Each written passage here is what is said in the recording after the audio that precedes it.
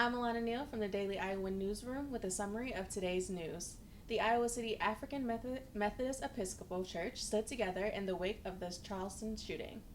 Ideas for the University of Iowa Art Building are in progress, and we'll bring you the latest in sports news. All of this and more, Daily Iowan TV starts now.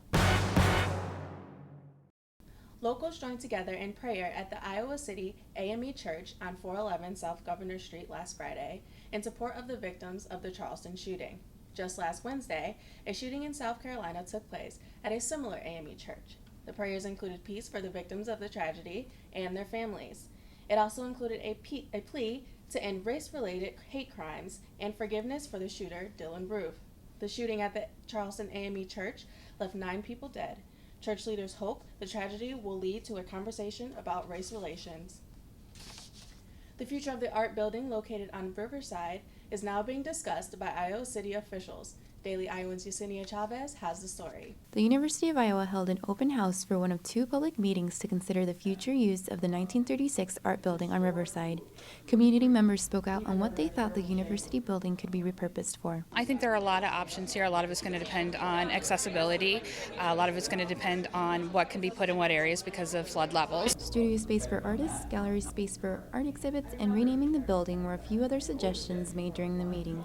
Interim VP Rod Leonard says once they've reached a decision, there are still many steps to make the building usable. The building's been in mothballed state for the last 7 years, and we have to fix interior finishes, windows, mechanical, electrical systems, and other things, roofs, to get the building so that whatever the function is can go into the building. I'm Yesenia Chavez for Daily Iowan TV.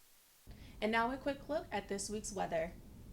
Tonight's thunderstorms will roll into tomorrow's forecast, with the temperature continuing to be quite high in the 90s. On Tuesday, the thunderstorms will clear up, however, with sunny skies and a high of 83 degrees. It seems to be short-lived, however, as the thunderstorms do appear again on Wednesday.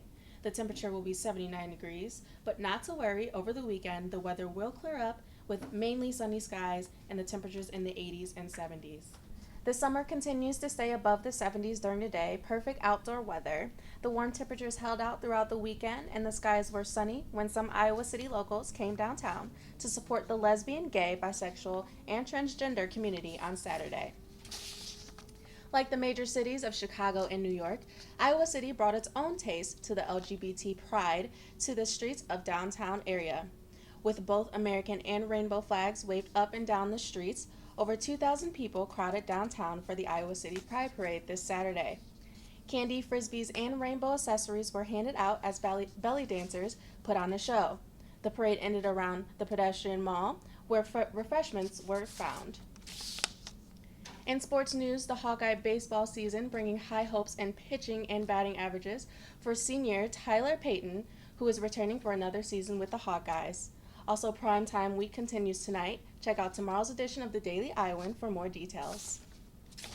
And finally, today was Father's Day. The Iowa Children's Museum at the Coral Ridge Mall in Coralville had free admission for any father wanting to spend the day at the museum. I'd like to wish a happy Father's Day to all of the fathers out there.